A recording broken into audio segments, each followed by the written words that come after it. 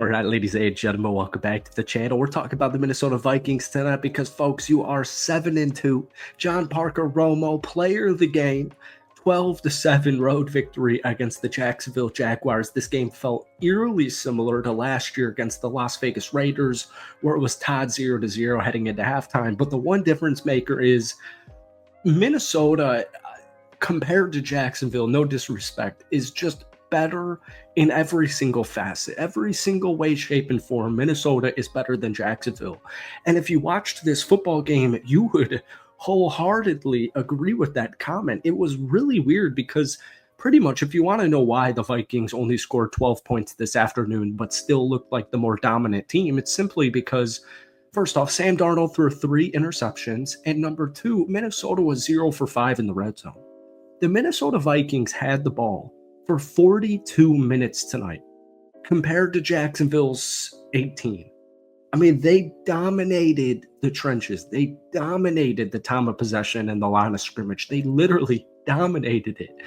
But whether it was interceptions or just not putting points on the board or touchdowns on the board, Minnesota just could not run away with this football game. It was so weird because it was 7-3 at halftime.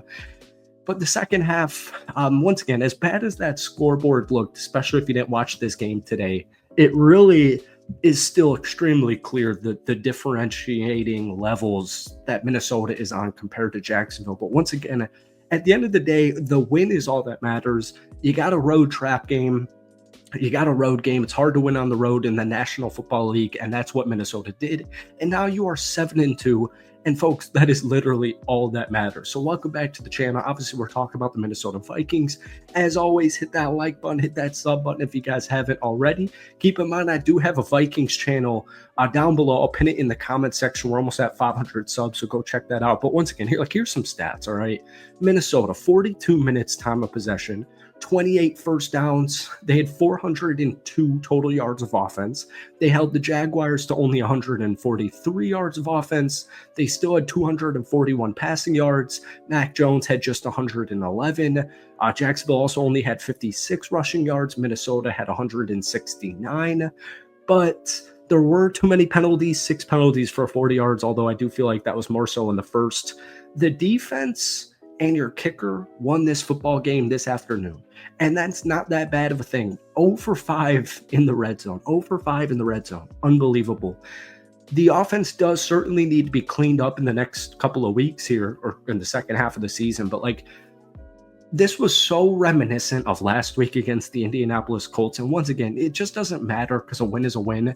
The issue against the Detroit Lions and the Los Angeles Rams, in my opinion, was the defense. It was defensive issues, had nothing to do with the offense. The good news is the defense in the last 2 games, they're playing unbelievable championship level football. They really are. But let's get through this offense before we get into the defense. Sam Darnold, not his best day. Not necessarily every interception was on him. One of them, Justin Jefferson, was just somebody played phenomenal coverage on him, and the ball got tipped, and it landed in a Jaguar defender's hands, and you just got to kind of deal with that. But Sam Darnold, I don't think he played scared by any means. I was a little bit scared he was going to play scared after that 3rd interception, but he still did what he needed to do. We just need to see red zone efficiency. All right, Sam Darnold, 24-38, 241 yards, 0 touchdowns, but 3 interceptions. Aaron Jones, unfortunately, did get carted off with an injury. I believe it is a chest injury, something to monitor. I've always said it as a Packers fan. The only reason I'm not all that pissed off, first off, the Packers got Josh Jacobs. But the only reason I wasn't too upset with the loss of Aaron Jones is just simply health. I prefer to have my football players or my players on my team be fully healthy, ideally. Aaron Jones the last couple of years has just dealt with some injuries, but he should be fine. Don't take my word for it. I'm obviously not an MD, but he should be fine, hopefully. And if not, Cam Akers and Todd Chandler can hold it down for him in the meantime. Hockenson, welcome back. Such a huge, big body. He had 8 catches for 72 yards. I'm going to go out in a limb here and say at least 5 of those were for first downs. I mean, you got Justin Jefferson and Jordan Addison, who had really quiet afternoons. Justin Jefferson, 5 catches for 48 yards. Jordan Addison, only 2 catches for 25 yards. But where you really are going to see the efficiency and hopefully some red zone efficiency moving forward is going to be a TJ Hawkinson. And it's not like Josh Oliver is bad by any means. He had another really good game, 4 catches for 52 yards, but just having one of the most consistent, reliable tight ends on the field in TJ Hawkinson, I do think is going to help out Sam Darnold a lot, vastly here in the second half of the schedule.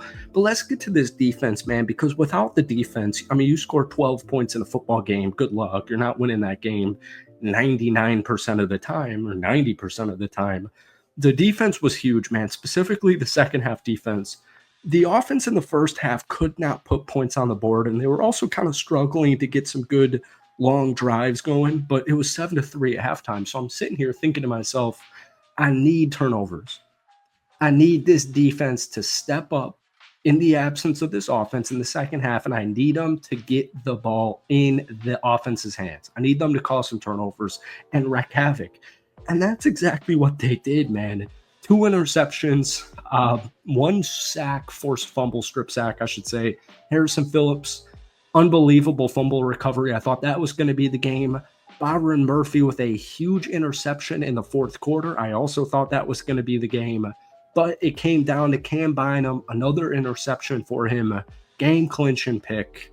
Cam Bynum, so underrated. Byron Murphy in general as well, just so underrated. Stephon Gilmore doing his thing. The reason I'm emphasizing this defensive back room is because it was viewed as, and I'll agree, before Stephon Gilmore came into town, I was a little bit hesitant about the depth and talent that they had in that defensive back room. But you head into this season. First off, Minnesota was projected to win 6.5 games. One thing people were really concerned about was the defensive back room, but I got to say this season, I think they've done a really good job. Blake Cashman made his return. He had a phenomenal sack that got taken back due to a face mask, but he finished with 5 total tackles and a sack. Ivan Pace Jr. also had a sack. Andrew Van Ginkel also had a sack. I think that's it. But honestly, man, Mac and Cheese Jones didn't have too much time to do literally anything. We'll just run through some Jacksonville stats real quick. Mac Jones, 14 of 22, 111 yards, 2 interceptions. ETN, 11 carries, 44 yards. As a whole, the Jacksonville Jaguars ran the ball 18 times for 56 yards and a touchdown, averaging only 3.1 yards per carry. I know this wasn't a sexy, glamorous win that my Vikings fans watching this were hoping for, but honestly, man, a win is a win. Who really cares? You have a really nice matchup against the Tennessee Titans this upcoming weekend, but you're 7-2, man. The Minnesota Vikings, hopefully nothing goes crazy, and hopefully I'm not the jinx. This Minnesota Vikings team should hopefully easily make the playoffs here, and this win was big, no matter how ugly it was, all right? Thank you guys for watching. Hit that like button, hit that sub button for daily NFL content. Check out my Vikings channel in the comments, and we will see you in a day or two. Peace.